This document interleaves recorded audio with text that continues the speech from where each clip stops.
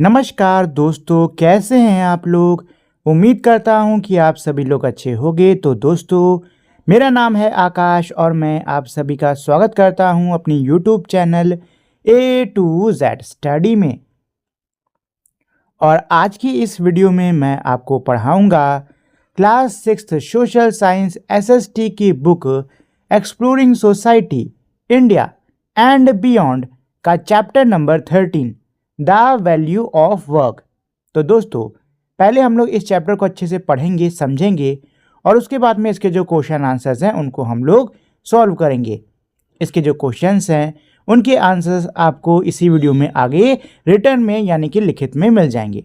तो चलिए दोस्तों, समय बर्बाद नहीं करते हैं, सीधे हम लोग इस चैप्टर को पढ़ना शुरू करते हैं। लेकिन उससे पहले अगर आप लोगों ने अभी तक इस वीडियो को लाइक, शेयर और मेरे चैनल को सब्सक्राइब नहीं किया है तो फटाफट से आप लोग इस वीडियो को लाइक, शेयर और चैनल को सब्सक्राइब कर दीजिए ताकि आपको भविष्य में भी ऐसे कमाल के वीडियोस मिलते रहें। तो दोस्तों, हमारे इस चैप्टर के शुरुआत में स्वामी विवेकानंद जी द्वारा बोले हुए कुछ पंक्तियां लिखी हुई हैं। चलिए इनको हम पढ़ लेते हैं, समझ लेते हैं कि इन शब्दों के द्वारा स्वामी जी हमको क्या बताना चाह रहे हैं। When you are doing any work, जब भी आप कोई भी काम करो, do not think of anything beyond, उसके अलावा और कुछ मत सोचो। Do it as a worship, उसको आराधना की तरह करो। As the highest worship, मानो जैसे तुम सबसे ऊंची पूजा कर रहे हो। And devote your whole life to it for the time being, और जिस समय तुम उस काम को कर रहे हो उस समय उस काम के लिए तुम अपने पूरे जीवन को अर्पित कर दो। ठीक है दोस्तों, तो यहाँ पे स्वामी जी क्या कह रहे हैं, यहाँ पे स्वामी जी ये कह रहे हैं कि जब भी किसी भी काम को करो उसके अलावा और कुछ मत सोचो। उस काम को ऐसे करो जैसे कि मानो तुम कोई बहुत बड़ी पूजा, बहुत बड़ी आराधना कर रहे हो और जिस समय तुम उस काम को कर रहे हो उस काम को तुम अपना जीवन उस समय के लिए अर्पित कर दो। इन पंक्तियों के द्वारा जो स्वामी जी हैं वो हमको काम के महत्व के बारे में सिखा रहे हैं। ठीक है दोस्तों, चलिए द बिग क्वेश्चंस। तो चलिए अब हम लोग द बिग क्वेश्चंस के द्वारा ये जान लेते हैं कि इस चैप्टर के अंदर हम लोग क्या पढ़ने वाले हैं। क्वेश्चन 1 क्या कह रहा है, what are the different type of activities that people engage in, यानी कि वो अलग अलग प्रकार के काम क्या हैं जिनमें लोग लगे रहते हैं या फिर जिनको लोग करते हैं। सेकंड बिग क्वेश्चन क्या कह रहा है, what is their contribution to our everyday life, इनका हमारे रोज़मर्रा के जीवन में क्या कंट्रीब्यूशन है, यानी कि इनका हमारे रोज़ के जीवन में क्या योगदान है। ठीक है दोस्तों, तो ये दो हमारे बिग क्वेश्चंस हैं और इन्हीं के आंसर हमें इस चैप्टर में मिलने वाले हैं। Anu and Kabir were playing in the park when they saw their neighbor Geeta aunty getting out of a taxi। Anu और कबीर पार्क में खेल रहे थे जब उन्होंने देखा कि उनकी जो पड़ोसी हैं गीता आंटी वो टैक्सी से बाहर उतर रही हैं। She was returning home from work and was in her uniform। वो अपने काम से अपने घर को लौट रही थी, मतलब अपना काम करके जहाँ पे भी ये काम करती हैं ये अपने घर को लौट रही थी और अपनी यूनिफॉर्म में थी। A pilot in the Indian Air Force, she is the pride of the whole town. जो ये गीता आंटी हैं ये कौन है, ये एक पायलट है इंडियन एयर फोर्स में और ये पूरे टाउन यानी पूरे शहर का क्या है, गर्व है, मतलब पूरे शहर को इन पे गर्व है। Kabir, aunties uniform look a lot like the one I saw at your house yesterday but the colour is different. बच्ची क्या कह रही है, जो बच्ची है ये कबीर से बोल रही कि कबीर, आंटी की जो यूनिफॉर्म है वो काफ़ी हद तक जो तुम्हारे घर में मैंने कल यूनिफॉर्म देखी है वैसे ही दिख रही है, लेकिन इसके रंग अलग हैं। That uniform on the hanger belongs to my grandfather. अब जो बच्चा है कबीर जवाब दे रहा है कि वो जो यूनिफॉर्म है, वो जो वर्दी तुमने देखी वो मेरे ग्रैंड फादर की है। He retired from the border security force, वो बॉर्डर सिक्योरिटी फोर्स में काम करते थे और रिटायर हो गए हैं। And now spends his time, और अब वो अपना समय बिताते हैं। Providing free geography classes to the neighbourhood kids. अब वो अपना समय बिताते हैं किसमें? पड़ोस के जो बच्चे हैं उनको फ्री में ज्योग्राफी की क्लासेस देकर। Tending to our vegetable garden, हमारा जो सब्जियों का बगीचा है उसका ध्यान देते हैं। Running errands for the home, और घर के लिए एरेंड्स यानी घर के लिए जो थोड़े बहुत बाहर से सामान लाना है वो ला देते हैं। अब ये जो बच्ची है ये अपने पेरेंट्स के बारे में बता रही है। यहाँ पे ये जो बच्चा है ये बता रहा था कि मेरे जो दादाजी हैं वो ये सब करते हैं। अब ये जो बच्ची है ये बता रही है। ठीक है दोस्तों, तो बच्ची क्या कह रही है? My parents run a shop that sells uniform and other readymade garments. मेरे जो माता पिता हैं वो एक दुकान चलाते हैं और उस दुकान में वो लोग वर्दी यानी कि यूनिफॉर्म बेचते हैं और बाकी जो रेडीमेड यानी कि पहले से बने बनाए जो कपड़े हैं वो बेचते हैं। Appa leaves early in the morning and Ma joins him in the shop after we leave for school. अप्पा जो है वो सवेरे जल्दी चले जाते हैं और जब हम लोग स्कूल के लिए निकल जाते हैं तो उसके बाद माँ भी चली जाती हैं दुकान में उनके साथ काम करने। Maa is usually back by the time we return home from school. जब तक हम लोग लौट कर आते हैं स्कूल से तब तक माँ लौट आती हैं। She also contributes to a voluntary group that teaches knitting to the women in the community. इसके अलावा जो इनकी मम्मी हैं वो उनका योगदान किस में है कि भाई इनके कम्युनिटी में यानी इनके समुदाय में महिलाओं को ये लोग निटिंग यानी कि बुनना सिखाते हैं। ठीक है, तो इनकी मम्मी एज अ वॉलेंटरी महिलाओं को बुनाई करना सिखाती हैं। Do you remember my elder brother Rohan, क्या तुम्हें मेरे बड़े भाई रोहन याद हैं? You met him when he come to pick me up from school, तुम उनसे मिले थे जब वो मुझे स्कूल से लेने आए थे। He is a software engineer and work in a company that makes computer applications. वो एक सॉफ्टवेयर इंजीनियर हैं और एक कंपनी में काम करते हैं जो कि कंप्यूटर के ऐप्स बनाती हैं। On the weekend he volunteers to teach computer skills to those who have joined the youth development program of nearby college. और वीकेंड्स पर जब उनकी छुट्टी होती है तो वो वॉलेंटियर करते हैं और पास के कॉलेज में जिन जिन बच्चों ने यूथ डेवलपमेंट प्रोग्राम ज्वाइन करा है उनको कंप्यूटर स्किल्स सिखाते हैं। ठीक है, अच्छा देखो दोस्तों, यहाँ पे एक वर्ड है वॉलेंटियरी या फिर वॉलेंटियर, ये बार बार आ रहा है। ठीक, तो ये वॉलेंटियरी या फिर वॉलेंटियर वर्ड क्या होता है इसको थोड़ा समझ लो। देखो, जब भी हम कोई ऐसा काम करते हैं जिसके बदले में हम किसी पैसे की उम्मीद नहीं करते, ठीक, हम अपने दिल से उस काम को करते हैं, अपनी स्वेच्छा से उस काम को करते हैं बिना किसी चीज़ के रिटर्न की उम्मीद करे हुए, तो उस काम को हम लोग क्या बोलते हैं? वॉलेंटरी बोलते हैं। क्या बोलते हैं? वॉलेंटरी। वॉलेंटरी का अर्थ होता है हिंदी में स्व इच्छा, यानी ऐसा काम जो कि अपनी इच्छा से करा जाए, ना कि किसी धन या पैसे के लिए करा जाए। ठीक है दोस्तों, चलिए, तो अब यहाँ पे जो लड़का है ये कह रहा है, wow Anu, everyone around us does so many things every day. बच्चा कह रहा है कि वाओ अनु, हमारे आसपास जितने भी लोग हैं रोज कितना काम करते हैं।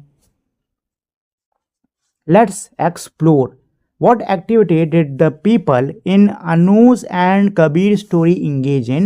Mention them in the table given below. देखो क्या कह रहे हैं कि भाई अनु और कबीर की स्टोरी में कौन कौन से लोग हैं जो कि कौन कौन सी एक्टिविटी कर रहे हैं उसके बारे में आपको नीचे के टेबल में मेंशन करना होगा। जैसे कि यहाँ पे जो कैरेक्टर्स आए हैं उनके नाम बताओ, क्या काम कर रहे हैं वो लिखो। ठीक है, जैसे कि स्टार्ट कर सकते हो आप लोग ग्रैंडफादर से जो कि रिटायर्ड हैं और इससे पहले बॉर्डर सिक्योरिटी में काम कर रहे थे। ठीक, उनको मेंशन कर सकते हो। जो ये भाई हैं इनके रोहन, इसके बारे में मेंशन कर सकते हो आप इस टेबल में। इनकी अप्पा और अम्मा के बारे में मेंशन कर सकते हो इस टेबल में, है कि नहीं दोस्तों? चलिए, आप लोग इन लोग के बारे में मेंशन कर सकते हो और यहाँ पे लिख देना कि वो लोग क्या काम करते हैं। ठीक, different type of activity like the one discussed above are divided into two groups और categories, economic activities and non economic activities. जो अलग अलग प्रकार की ये एक्टिविटीज़ होती हैं, यानी कि जो अलग अलग प्रकार के जो काम होते हैं जिनकी बारे में हमने ऊपर डिस्कस करा है, इसको दो ग्रुप्स के अंदर या फिर दो कैटेगरीज़ के अंदर, दो वर्गों के अंदर बांटा जाता है। ठीक है, और ये दो वर्ग क्या होते हैं? Economic activities and non economic activities. चलो ये दोनों क्या होते हैं ये मैं आपको अभी समझा देता हूँ। देखो, इकोनॉमिक एक्टिविटीज़ ये हमारे ऐसे काम होते हैं जिनको करने पे हमें कुछ पैसा मिलता है। ठीक है, मतलब कुछ रिवॉर्ड या कुछ भी मिलता है, कोई फीस, पैसा, कुछ भी हमको मिल रहा है तो वो इकोनॉमिक एक्टिविटी के अंदर आएगा। ऐसे काम जिनको करने पे हमें रिटर्न में कोई पैसा नहीं मिलता, वो होते हैं मेरे नॉन इकोनॉमिक एक्टिविटी। ऐसे समझ लो, जिसमें पैसा इन्वॉल्व वो इकोनॉमिक, जिसमें पैसा इन्वॉल्व नहीं वो नॉन इकोनॉमिक। ठीक है, चलो अब यहाँ पे आगे दी भी हुई है, economic activities are those that involves money और are performed in exchange for money और money's worth for parties involve. कह भी रहा है कि भाई इकोनॉमिक एक्टिविटी कौन सी एक्टिविटीज़ होती हैं? ये वो एक्टिविटीज़ होती हैं जिसमें मनी यानी कि पैसा इन्वॉल्व होता है। ठीक है, हम किसी को पैसा देते हैं या फिर पैसे के बदले कोई काम करते हैं उसके लिए। ठीक है ना, हम लोग उसके लिए पैसे के बदले कोई काम करते हैं, तो इसको हम लोग बोलते हैं इकोनॉमिक एक्टिविटी। क्या बोलते हैं? Economic activity. फॉर एग्जाम्पल, यानी उदाहरण के लिए, a business person selling school bag in the market. उदाहरण के लिए एक व्यापारी मार्केट में क्या बेच रहा है? स्कूल बैग बेच रहा है। इसमें पैसा इन्वॉल्व है कि नहीं है? स्कूल बैग वो किसके बदले बेच रहा है? पैसों के बदले बेच रहा है, मतलब ये क्या हुई? इकोनॉमिक एक्टिविटी हुई। A farmer selling produce in the market. किसान है जो कि मार्केट में अपने उपज को बेच रहा है, ये भी इसमें पैसा इन्वॉल्व है कि नहीं है ना? तो ये भी हुई economic activity. A lawyer arguing a case and earning a fees. एक वकील है जो कि अदालत में बहस कर रहा है ताकि उसको क्या मिल सके? उसकी फीस मिल सके, तो इसमें भी पैसा इन्वॉल्व है, तो ये क्या हुई? इकोनॉमिक एक्टिविटी हुई। A truck driver transporting goods from one place to another. एक ट्रक ड्राइवर है जो कि सामान को एक जगह से दूसरी जगह पहुंचा रहा है।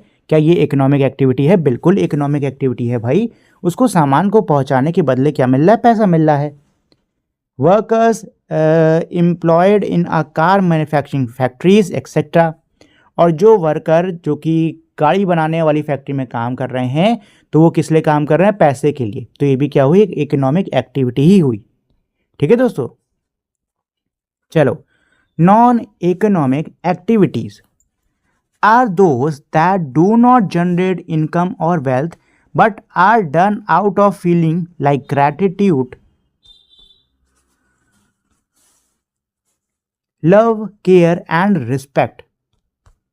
क्या है यहाँ पे कि भाई नॉन इकोनॉमिक एक्टिविटीज़ ये वो एक्टिविटीज़ होती हैं जिनको करने से कोई पैसा नहीं मिलता है हमको। ठीक है ना, ये वो एक्टिविटीज़ हैं, ये वो काम हैं जिनको करने से हमें कोई पैसा नहीं मिलता है, कोई धन हमारे पास नहीं आता, बल्कि हम ये जो हैं अपने दिल से करते हैं। ठीक है, अपनी इच्छा से करते हैं, प्रेम भावना से करते हैं, किसी का ध्यान रखने के लिए, किसी का सम्मान रखने के लिए हम इन कामों को करते हैं। तो ये होते हैं मेरे नॉन इकोनॉमिक एक्टिविटीज़। जैसे कि यहाँ पे एग्जांपल दिए हुए हैं, parents cooking food for the family और helping their childrens with homeworks. माता पिता अपने परिवार के लिए खाना बना रहे हैं या फिर बच्चों की होमवर्क में मदद कर रहे हैं। अब ये बताओ, माता पिता बच्चों के लिए खाना बनाते हैं तो क्या उस खाना बनाने का उनको पैसा मिलता है? नहीं मिलता है। आपके माता पिता आपके होमवर्क में आपकी मदद करते हैं तो क्या उसके बदले उनको पैसा मिलता है? नहीं मिलता है। तो ये काम कैसे होते हैं? ये काम ऐसे होते हैं जिनको करने पे हमें कोई पैसा नहीं मिलता, हम लोग अपनी इच्छा से, प्रेम भावना से, किसी का ध्यान रखने से की भावना से हम इन कामों को करते हैं, और इनको हम क्या बोलते हैं? इनको बोलते हैं नॉन इकोनॉमिक एक्टिविटीज़।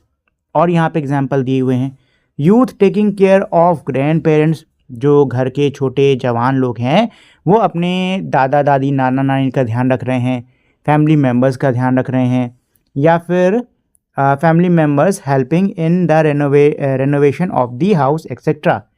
जो परिवार के सदस्य हैं वो घर को रेनोवेट करने में सहायता कर रहे हैं इत्यादि। ये सारे काम क्या हुए, नॉन इकोनॉमिक एक्टिविटीज में आएंगे। ये सारे काम नॉन इकोनॉमिक एक्टिविटीज हुई।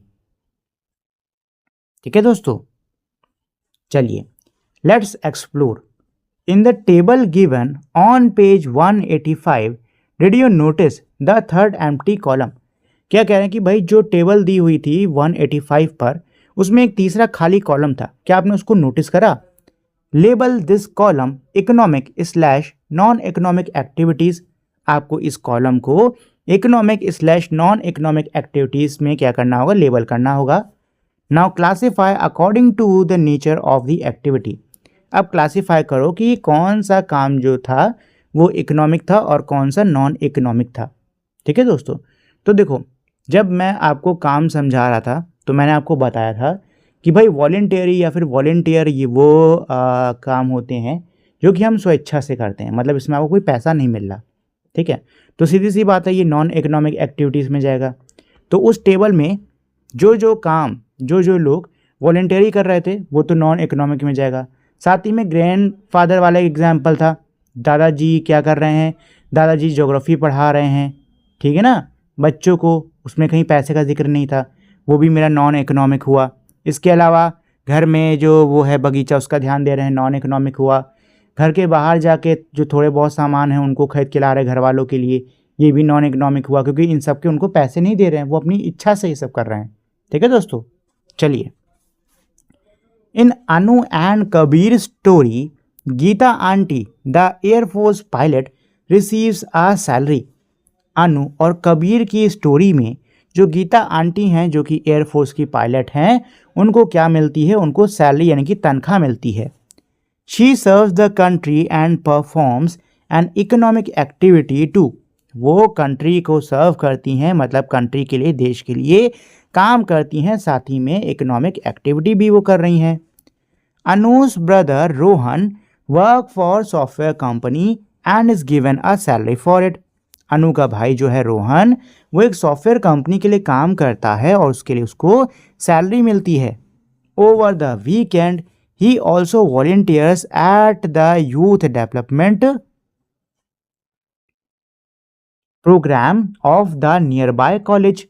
वीकेंड्स पर यानी कि हफ्ते की छुट्टियों पर वो वॉलेंटरी यानी कि स्वेच्छा से जो पास के करीब के कॉलेज में जो यूथ डेवलपमेंट प्रोग्राम है उसमें जाता है और लोगों को कंप्यूटर स्किल्स सिखाता है। Where he teaches computer skills to younger people, to young adults, जहाँ पे वो जाके यंग एडल्ट्स को यानी कि जो छोटे बच्चे होते हैं या फिर जो जवान लोग हैं उनको कंप्यूटर स्किल्स सिखाता है। This is a non economic activity. ये एक नॉन इकोनॉमिक एक्टिविटी है क्योंकि ये काम वो वॉलेंटरी कर रहा है, उसे इस कॉलेज में जाकर सिखाने के कोई पैसे नहीं मिल रहे हैं। ठीक है दोस्तों, think about it. When Kabir's grandfather voluntary teachers the neighbourhood kid for free, is that an economic activity और अ नॉन इकोनॉमिक एक्टिविटी। क्या कह रहे हैं कि जब कबीर के दादा वॉलेंटरी पड़ोस के जो बच्चे हैं उनको फ्री में पढ़ा रहे हैं, तो क्या ये इकोनॉमिक एक्टिविटी हुई या फिर नॉन इकोनॉमिक एक्टिविटी हुई। तो ये क्या हुई, ये हुई एक नॉन इकोनॉमिक एक्टिविटी। क्यों हुई नॉन इकोनॉमिक, क्योंकि देखो कबीर के दादा अपनी इच्छा से पड़ोस के बच्चों को फ्री में पढ़ा रहे हैं, वो इसके बदले कोई पैसे नहीं ले रहे हैं। अगर पैसे ले रहे होते तो फिर ये मेरी इकोनॉमिक होती। अगर पैसों का आदान प्रदान हो रहा होता तो ये मेरी इकोनॉमिक एक्टिविटी होती, बट क्योंकि इसमें पैसों का कोई भी आदान प्रदान नहीं हो रहा है इसीलिए एक नॉन इकोनॉमिक एक्टिविटी हुई। How is it different from your teacher teaching you at school. ये आपके टीचर से जो कि आपको स्कूल में पढ़ाते हैं उससे कैसे अलग है। तो देखो हमारे स्कूलों में जो टीचर्स पढ़ाते हैं उनको पढ़ाने की क्या मिलती है, सैलरी मिलती है, तनख्वाह मिलती है। मतलब ये क्या हुई, एक इकोनॉमिक एक्टिविटी हुई। ठीक है, मतलब जो टीचर्स कर रहे हैं वो एक इकोनॉमिक एक्टिविटी है और यहाँ पे जो कबीर के दादा कर रहे हैं ये एक नॉन इकोनॉमिक एक्टिविटी है। डिस्कस विद योर क्लासमेट्स, अपने क्लासमेट्स के साथ में इस पर चर्चा करो। What are some non-economic activities that are important to you and your family? क्या कह रहे हैं कि भाई कुछ आपको कुछ नॉन इकोनॉमिक एक्टिविटीज़ के बारे में बताना होगा जो कि आपके लिए और आपके परिवार के लिए बहुत ज़्यादा महत्वपूर्ण है। वाई आर दे वैल्यूबल, और वो वैल्यूबल यानी इतनी कीमती क्यों हैं। तो देखिए, बहुत सारी ऐसी नॉन इकोनॉमिक एक्टिविटीज़ हैं जो कि आपके लिए और आपके परिवार के लिए बहुत ज़्यादा महत्वपूर्ण है। जैसे कि आपके घर में देख लो, आपके घर में सबके काम बँटे होंगे, ठीक है। कोई खाना बनाता होगा, कोई साफ़ सफाई, वैसे ज़्यादातर ये जो काम है आपकी मम्मी ही करती होंगी, साफ़ सफाई करना, खाना बनाना, बर्तन धोना, है कि नहीं। तो ये बताओ, क्या ये सारे काम करने के आपकी मम्मी को पैसे मिल रहे हैं? नहीं मिल रहे ना। ये सारे क्या हैं? नॉन इकोनॉमिक एक्टिविटीज़ हैं। और अगर ये काम होंगे, मतलब घर में नहीं होंगे, तो क्या घर चल पाएगा? बिल्कुल नहीं चल पाएगा। अगर ये सारे काम घर में नहीं होंगे तो ये घर नहीं चल पाएगा। तो ये बहुत ज़्यादा इम्पॉर्टेंट भी हैं, ठीक है ना दोस्तों। ये क्या है? बहुत ज़्यादा इम्पॉर्टेंट भी हुए। चलिए, अब एक तो मैंने एग्जाम्पल दे दिया, अब मैं चाहता हूँ कि आप लोग भी 2-3 अपने से इसमें एग्जाम्पल्स को सोचो। चलो, type of economic activities. Kavya was excited to go to her aunt's house in the village of Kamalapur. जो काव्या है वो बहुत ही ज़्यादा एक्साइटेड है अपनी आंटी के घर जाने के लिए, जो कि कमलापुर नाम के गांव में पड़ता है। ऑन द वे, यानी कि रास्ते में, she saw that a highway was being build near the village. उसने देखा कि एक हाईवे का निर्माण हो रहा है गांव के करीब।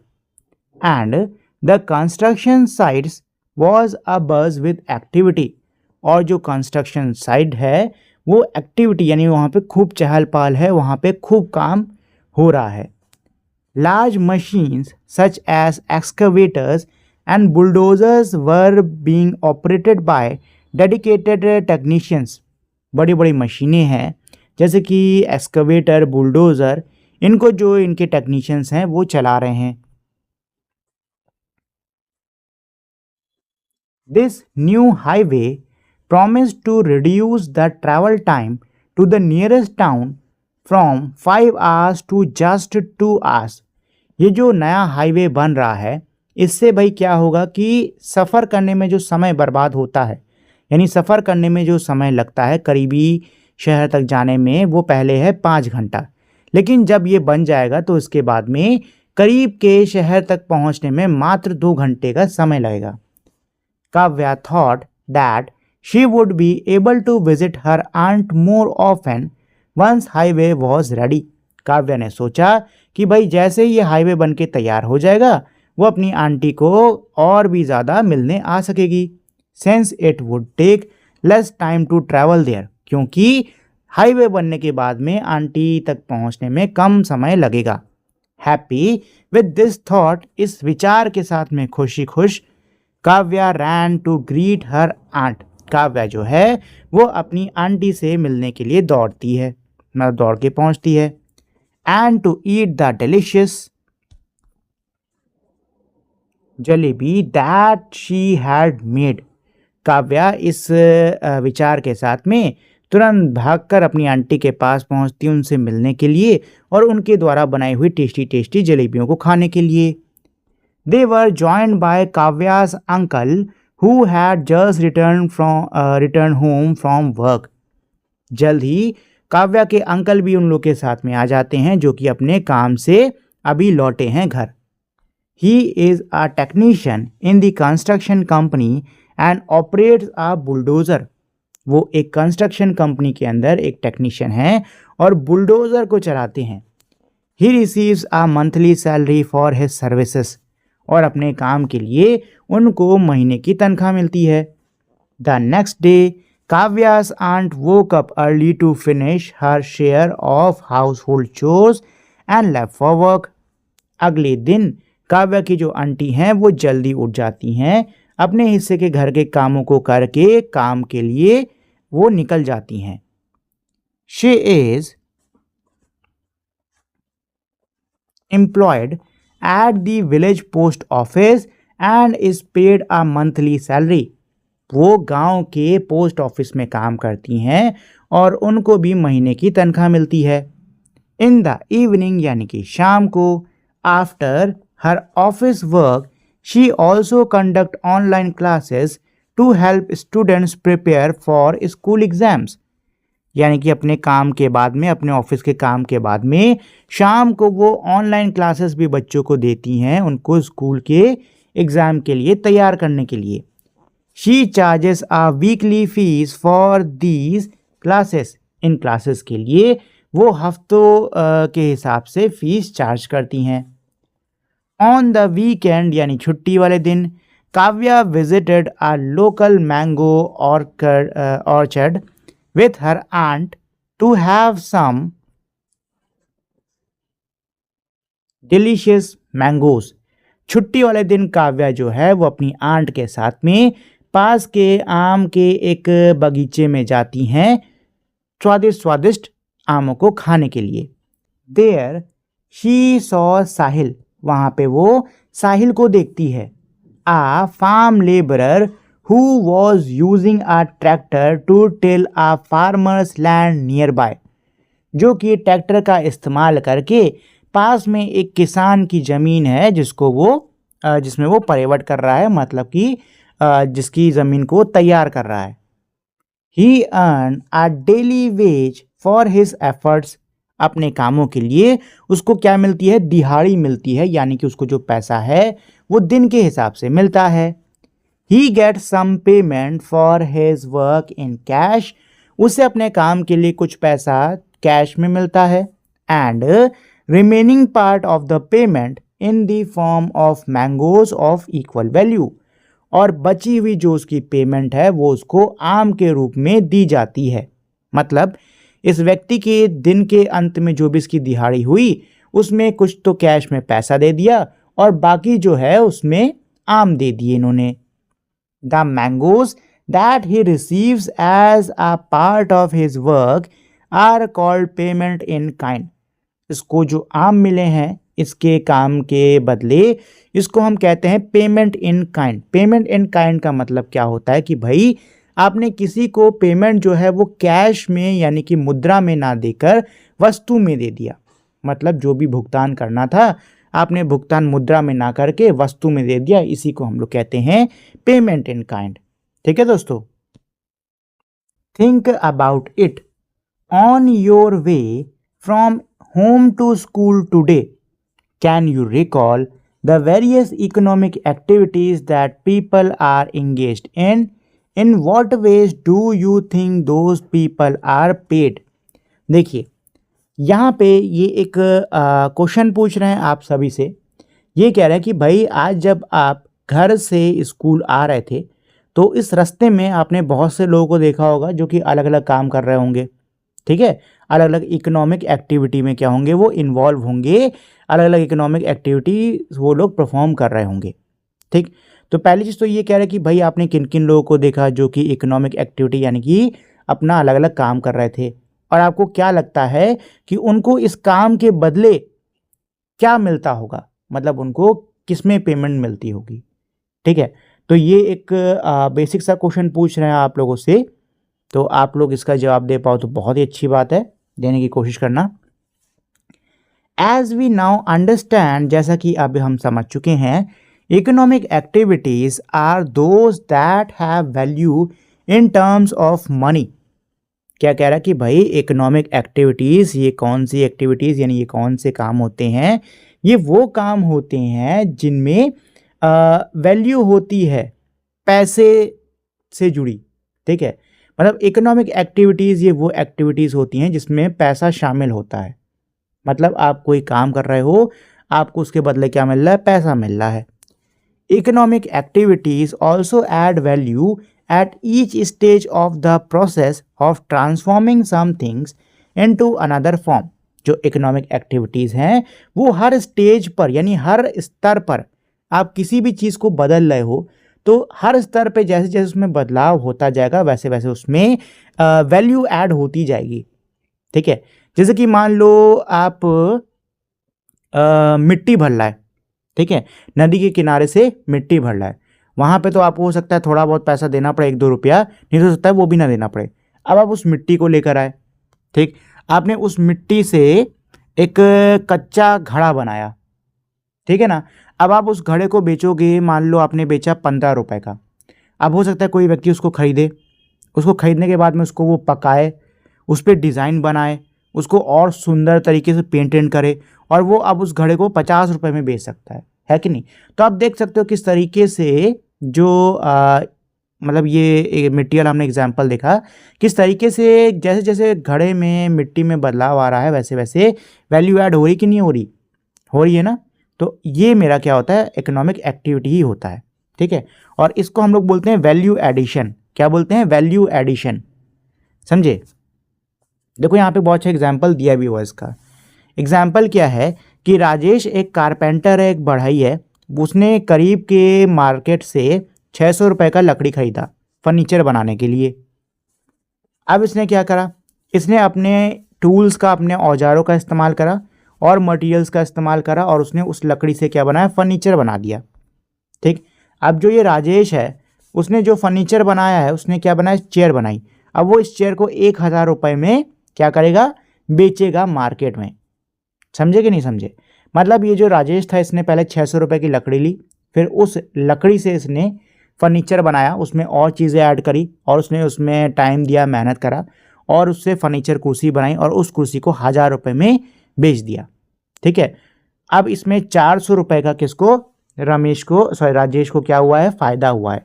अच्छा, अब उस 400 रुपये में क्या क्या है भाई, इसने जो एक्स्ट्रा सामान ऐड करा वो भी है, साथ ही में इसने जो मेहनत करी है, जो टाइम लगाया है, वो भी इसमें ऐड है कि नहीं है, ये सब चीज़ें हैं। The wood of the chair cost 600, यही कह रहा है कि भाई जो लकड़ी थी कुर्सी की, उसकी कीमत थी 600 रुपया। So what is the remaining 400, तो ये जो बचा हुआ 400 रुपये है, आखिर ये कहाँ से आया। It is the monetary value of Rajesh skill, time and effort. ये क्या है, ये मॉनेटरी वैल्यू है राजेश के स्किल की, टाइम की और एफर्ट की। मतलब उसने इस कुर्सी को बनाने में जो समय लगाया, उसने अपनी जो कला लगाई, ठीक, उसने अपनी जो कोशिश करी, ये 400 रुपये उसकी वैल्यू है, ठीक है। Which went into market, which went into making that chair. ये क्या है, ये सारे एफर्ट्स हैं, सारे प्रयास हैं जो कि उसने इस कुर्सी को बनाने में लगाए। Rajesh has added value to the wood by turning it into furniture. Rajesh ने उस लकड़ी में और वैल्यू जोड़ दी, उसको फर्नीचर में बदल के। अगर वो लकड़ी की लकड़ी रहती तो क्या उसकी वैल्यू बढ़ती, नहीं बढ़ती ना। वैल्यू कब बढ़ी, जब उस लकड़ी में बदलाव आया और वो क्या बन गई, फर्नीचर बन गई। From buying the wood to selling the chair, these activities involves payment. क्या कह रहे हैं कि भाई लकड़ी को खरीदने से लेकर कुर्सी को बेचने तक, इन सभी कामों में पेमेंट यानी कि पैसे की लेन देन शामिल है। They are therefore a part of economic activity, इसीलिए ये इकोनॉमिक एक्टिविटी के क्या हैं, हिस्सा हैं। Let's explore, put a tick against those activities / profession that you thinks create monetary value. Can you add to activities an example of money related value creation to the empty row at the end? देखो बहुत ही easy सा question है। इसमें ये कह रहा है कि आपको क्या करना होगा, आपको उन प्रोफेशंस और एक्टिविटीज़ के आगे टिक का मार्क लगाना है जो कि आपके हिसाब से मॉनेटरी जो वैल्यू है उसको क्रिएट करते हैं, ठीक है ना। इसके अलावा आप 2 एक्टिविटीज़ और इसमें ऐड कर सकते हो। ये जो है यहाँ पे आपको दिख रहा है डिब्बा डिब्बा, इसमें आप 2 एक्टिविटीज़ और खुद से ऐड कर सकते हो एज एन एग्जाम्पल, मतलब एज एन एग्जाम्पल, ठीक है। तो इसमें कर लो, एक second. Can you add 2 activities and example of money related value creation to the empty row. अच्छा ठीक है, यही कह रहा है कि क्या आप यहाँ पे 2 और एग्जाम्पल ऐड कर सकते हो। तो भाई देखो ये जो सारे ही है ना, ये आपके मॉनेटरी में जाएंगे, ठीक। बेकर भी, टेलर भी, फार्मर रिपेयरिंग देयर ट्रैक्टर, नहीं ये नहीं जाएगा, ये नहीं जाएगा। देखो किसान का ऑलरेडी ट्रैक्टर है ना, तो अगर वो खुद का ट्रैक्टर रिपेयर कर रहा है तो उससे उसकी वैल्यू थोड़ी ना बढ़ने वाली, तो ये नहीं जाएगा। डॉक्टर इलाज करता है, ठीक, तो एक तरीके से ये भी कोई मॉनेटरी वैल्यू नहीं ऐड कर रहा है। पेरेंट्स कुकिंग डिनर, नहीं ये भी इसमें भी नहीं है। साइंटिस्ट नहीं। Person taking care six grand parent नहीं, ये भी नहीं है। सिर्फ स्टार्टिंग के ये जो दो है ना, इसी में जो मॉनेटरी वैल्यू है वो ऐड हो रही है, क्योंकि देखो बेकर जो है वो सामान खरीदेगा मार्केट से, ठीक, फिर वो उससे कुछ बनाएगा। जैसे कि मान लो केक का सामान खरीदा, केक बनाया, उसको बेच दिया, तो केक का सामान पहले क्या था, सस्ता था, केक बना के बेचा, वैल्यू बढ़ गई, ठीक। टेलर भी सेम चीज़, कपड़ा लेगा, ठीक है, फिर उस कपड़े को सिल के बेचेगा, वैल्यू बढ़ जाएगी, है कि नहीं। तो ये चीज़ है। The importance of non economic activity. तो अब हम लोग जो नॉन इकोनॉमिक एक्टिविटीज़ होते हैं उनके महत्व के बारे में सीखेंगे।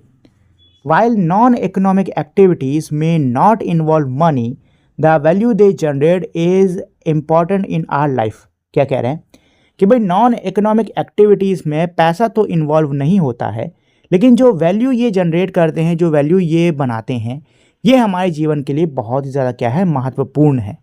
ठीक है दोस्तों। तो पहली है इसमें सेवा, जिसको कि हम लोग कहते हैं selfless service. We see seva in many places such as temples, gurudwaras, mosque and churches. तो पहले तो ये समझ लो कि सेवा होती क्या है। देखो, सेवा का मतलब ये है कि आप अपनी इच्छा से, स्व इच्छा से किसी मंदिर में गए हो, मस्जिद में गए हो, गुरुद्वारे में गए हो, चर्च में गए हो, और अपनी इच्छा से वॉलेंटरी आप यहाँ पे जाके कोई काम कर रहे हो, ठीक। अब ये कोई भी काम हो सकता है, जैसे कि आपने वहाँ जाके झाड़ू लगा दिया, ठीक है, लोगों के जो चप्पल अप्पल होते हैं उनको सही जगह पे कर दिया, ठीक। ये कोई भी काम हो सकते हैं जो कि अपनी इच्छा से करे जाते हैं, और इनसे इन कामों के बदले ये उम्मीद नहीं करी जाती कि आपको कुछ बेनिफिट मिलेगा, ठीक है। इसको हम लोग कहते हैं सेवा, ठीक है दोस्तों। फॉर इंस्टेंस यहाँ एग्जाम्पल भी दिया हुआ है कि भाई लंगर होता है या फिर कोई कम्युनिटी किचन है, गुरुद्वारा कहीं पे भी, उसमें खाना दिया जाता है, ठीक। जो भी विजिटर आते हैं उसमें खाना दिया जाता है उनको फ्री ऑफ कॉस्ट, उसका कोई पैसा नहीं लिया जाता है। These practices fosters a sense of satisfaction and gratitude। ये जो practices होती हैं इनसे हमारे मन में संतुष्टि की भावना पैदा होती है, ठीक है। साथ ही में एक कह सकते हैं समाज के प्रति एक बहुत ही अच्छी भावना पैदा होती है, ठीक। For what we have and they are also a way of contributing to society without expecting anything in return। ठीक है, समाज के प्रति बहुत ही अच्छी भावना पैदा होती है ये करने से। ये सोसाइटी में एक तरीके से बहुत ही महत्वपूर्ण योगदान होता है बिना किसी चीज़ के रिटर्न की उम्मीद करे, ठीक है ना। तो जो सेवा होती है ये भी हमारे लिए बहुत ज़्यादा ज़रूरी है। यहाँ आप देख सकते हो इधर भंडारा है, यहाँ पे लंगर लगा हुआ है कि नहीं दोस्तों। ये बच्चे देख लो, ये बच्चे साफ सफाई कर रहे हैं कि नहीं। The strength of community participation। The Swachh Bharat Abhiyan is based on the collective efforts of all the Indian citizens to keep our surrounding clean। तो देखो यहाँ पे स्वच्छ भारत अभियान की बात की जा रही है, तो पहले तो ये समझ लेते हैं कि स्वच्छ भारत अभियान है क्या। तो देखो ये एक तरीके से एक मुहिम चलाई गई थी हमारे देश की सरकार के द्वारा। इसमें क्या था कि लोगों के बीच में साफ सफाई के प्रति जागरूकता फैलाई जाए कि जो लोग हैं वो अपने आसपास का जो क्षेत्र है उसको साफ रखें, ठीक है ना। ये एक तरीके से वॉलंटरी काम था, अपनी खुद की इच्छा से करने वाला काम था, ऐसा था ये, ठीक। तो यही इसमें दिया हुआ है कि स्वच्छ भारत अभियान क्या है। ये एक कह सकते हो ऐसी मुहिम थी जिसमें भारत के जो नागरिक हैं उनको एक तरीके से प्रोत्साहित करा जाए कि वो अपने सराउंडिंग को क्या रखें, क्लीन रखें। Individually we keep our home and surrounding clean. यही बोला कि भाई इंडिविजुअली यानी एज एन इंडिविजुअल हम अपने घर को और अपने आसपास के क्षेत्र को साफ रखते। People have also come together to clean up road, streets, park and other public places और कम्युनिटी एरियाज। लोग जो है वो साथ आए और उन्होंने सड़कों को साफ करा, जो पार्क्स होते हैं उनको साफ करा, जो पब्लिक प्लेसेस होते हैं उनको साफ करा। टुगेदर साथ में these efforts led to a clean home, neighbourhood, society and nation. साथ में ये जो एफर्ट्स थे, ये जो प्रयास थे, इससे हमारे घर साफ हुए, पड़ोस साफ हुए, हमारा समाज साफ हुआ और हमारा देश साफ हुआ। Another example of collective community participation is the celebration of Van Mahotsav, the festival of forest in India, to promote awareness about the value of the tree and the conservation. एक और एग्जाम्पल जो है हमारे ऐसे community participation का, वो है one महोत्सव। ठीक है, वन महोत्सव को हम लोग क्या कहते हैं, जंगल का त्यौहार भी कहते हैं।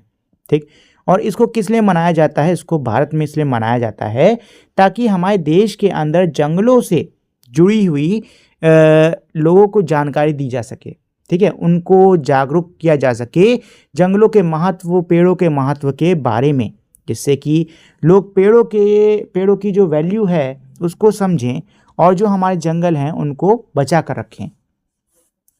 The initiatives bring together members of the community for the tree plantation drive. ये जो इनिशिएटिव है, ये जो मुहिम है, ये जो समुदाय हैं उनके लोगों को साथ में लाता है पेड़ों को लगाने के लिए। ठीक है दोस्तों, think about it, many communities in India have similar practices that involve community participation. Can you identify a few from your areas? देखो, अब ये सवाल आपसे जुड़ा हुआ है। क्या कह रहे हैं कि भाई हमारे भारत जो देश है इसमें कई ऐसे कम्युनिटीज़ हैं जिनमें सिमिलर प्रैक्टिसेस होती हैं, जिसमें कि पूरी कम्युनिटी साथ में आके कोई काम करती है। क्या आप ऐसे ही कुछ कम्युनिटीज़ को और ऐसे ही कुछ कामों को अपने एरिया में पहचान सकते हो? We celebrate many festival in India. हम भारत में कई सारे त्यौहार मनाते हैं। During these festivals people gather to organise all the various activity. इन त्योहारों के दौरान लोग साथ में आते हैं, कई सारे जो ये इतने सारे काम उनको करने के लिए। दे डेकोरेट द प्लेस टुगेदर, साथ में जगह को सजाते हैं। And share food that they cook, और जो खाना वो पकाते हैं उसको आपस में बांटते हैं। These are non-economic activities. ये हमारी non-economic activities हैं। Why do you think they still hold value? आपको क्या लगता है कि आज भी ये इतनी वैल्यू क्यों होल्ड करती हैं? देखो, ऐसे जो इवेंट्स होते हैं ना, ये एक तरीके से समाज में जो मनमुटाव होता है उसको मिटाने का काम करते हैं। ठीक है, ऐसे इवेंट्स समाज के जो लोग हैं उनको पास लाने का काम करते हैं। यहाँ पे लोग साथ में मिलकर काम करते हैं, ये नहीं देखते हैं कि किसका धर्म क्या है, किसका क्या काम है, सब लोग साथ में मिलकर काम करते हैं। तो इस ऐसे जो फंक्शंस होते हैं ना, इससे हमारे देश में एक एकता की भावना जो है वो पैदा होती है और मजबूत होती है। ठीक है दोस्तों, can you identify community programmes that have been undertaken by your school और in your locality? What did you observe during these programmes? अब ये क्वेश्चन फिर से आपसे जुड़ा हुआ है। क्या कह रहे हैं कि भाई क्या ऐसे कोई कम्युनिटी प्रोग्राम्स हैं जो कि आपके स्कूल द्वारा या आपके लोकेलिटी द्वारा कराए गए हैं, तो आपने उसमें क्या, इन प्रोग्राम्स के दौरान आपने क्या ऑब्जर्व करा, क्या देखा, तो इसके बारे में आपको बस बताना है। ठीक है, तो आपके स्कूल में, आपके एरिया में कोई फंक्शन हुआ हो तो उसके बारे में आप यहाँ पे बता सकते हो। ठीक है, चलो तो दोस्तों ये तो हो गया हमारा पूरा का पूरा चैप्टर।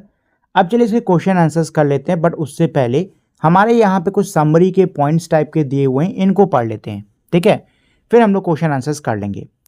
तो पहला पॉइंट क्या कह रहा है, in this chapter we learn about economic and non economic activities.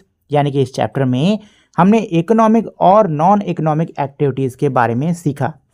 We also learn about the value addition that economic activity create. हमने वैल्यू एडिशन के बारे में भी सीखा जो कि इकोनॉमिक एक्टिविटीज़ बनाती हैं। वैल्यू एडिशन अभी थोड़ी देर पहले हम लोग ने सीखा कि भाई कोई चीज़ है जो कि ट्रांसफॉर्म हो रही है, मतलब कि उसको बदला जा रहा है, तो हर स्टेज में उसमें क्या हो रही है, कुछ ना कुछ वैल्यू ऐड हो रही है।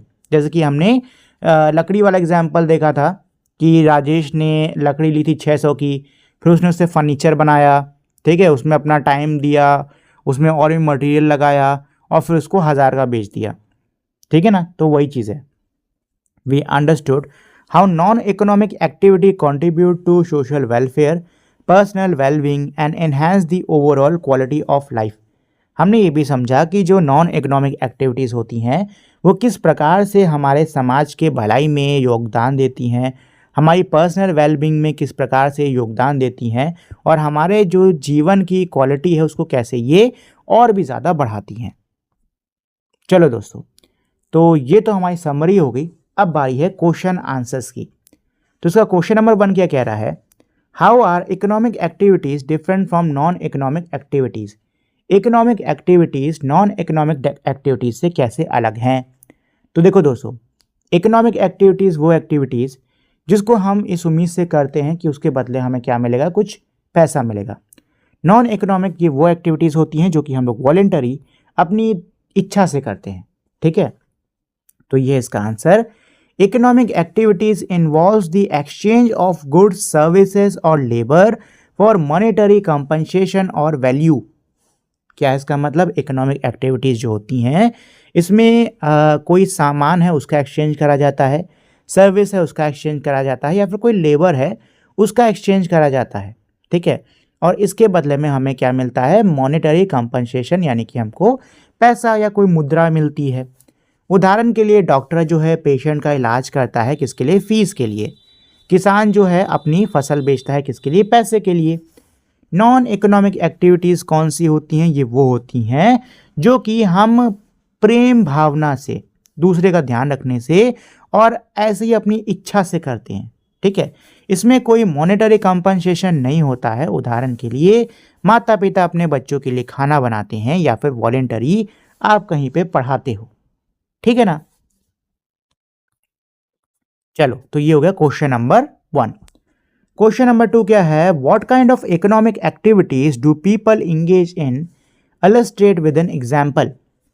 इसमें अब क्या कह रहा है कि भाई जो लोग हैं वो किस प्रकार की इकोनॉमिक एक्टिविटी में लगे हुए हैं, इंगेज करते हैं यानी काम करते हैं। तो भाई बहुत सारे हैं, कुछ हमारे यहाँ पे एग्जाम्पल मैंने दिए हैं आपके लिए। जैसे कि पहला दिया मैंने एग्रीकल्चर का, खेती बाड़ी का। ठीक है, farmer selling their harvest in the market. किसान जो है वो अपनी जो उपज है उसको कहाँ बेचता है, मार्केट में बेचता है। सर्विस सेक्टर हो गया, teachers earning salaries for educating students. Teachers को तनख्वाह मिल रही है बच्चों को पढ़ाने के लिए। या फिर ट्रक ड्राइवर हो गए जिनको कि चीज़ों को एक जगह से दूसरी जगह पहुंचाने के वेजेस यानी कि पैसे मिलते हैं। बिजनेस हो गया जहाँ पे दुकानदार जो है सामान बेचता है, जैसे कि स्कूल की यूनिफॉर्म या बाकी चीज़ें। स्किल ट्रेड हो गया जहाँ पे जैसे कि जिसमें जो कारपेंटर है यानी कि जो बढ़ई है वो लकड़ी से फर्नीचर बना के उसको बेचता है प्रॉफिट के लिए। ठीक है दोस्तों, तो ये हो गया आपका क्वेश्चन नंबर 2। नेक्स्ट है मेरा क्वेश्चन नंबर 3। क्या कह रहा है, there is a great value attached to the people who are engaged in community service activities, comment on this statement। क्या कह रहा है कि भाई जो लोग कम्युनिटी सर्विसेज करते हैं, मतलब जो एक तरीके से कह रहा है जो नॉन इकोनॉमिक एक्टिविटीज़ कर रहे हैं, जो लोग कम्युनिटी सर्विसेज कर रहे हैं, उनके साथ में ना बहुत ही ग्रेट वैल्यू अटैच होती है। ठीक है, ये जो पूरा स्टेटमेंट है इस पर आपको कमेंट करना है। ठीक है, तो पहले तो ये समझ लो कि भाई हम यहाँ पे कम्युनिटी सर्विस यानी किसकी बात कर रहे हैं, हम नॉन इकोनॉमिक एक्टिविटीज़ की बात कर रहे हैं जहाँ पे लोगों को क्या है, पैसा नहीं मिलता। ठीक है ना। ये क्या कम्युनिटी सर्विस क्या होती है, सोशल वेलफेयर होता है जो कि अपनी इच्छा से करते हो। इससे समाज का भी भला होता है और खुद भी बहुत अच्छा लगता है। कभी भी कोई अच्छा काम खुद से बिना पैसे के या बिना किसी चीज़ के उम्मीद के करके देखो, बहुत अच्छा लगेगा दिल से। तो इसका आंसर यही है, community services activities foster social welfare and contribute to the betterment of society. For example voluntary teaching skills to other, help enhance collective growth, initiatives like tree plantation. एक काम करो, बहुत बड़ा है ये। ठीक है, यहाँ से काट दो। ठीक, इतना काट दो, ये बहुत ज़्यादा बड़ा हो गया। इतना बड़ा इसके होने की कोई ज़रूरत है नहीं। ठीक है, मैंने भी इस चीज़ को अभी ही ध्यान दिया, इसको इतना बड़ा होने की कोई ज़रूरत है नहीं। इसको यहाँ से आप लोग काट दीजिए। ठीक, बस इतना लिखो, जो कम्युनिटी सर्विसेज होती हैं इससे एक सोशल वेलफेयर की जो भावना होती है वो सब में पैदा होती है।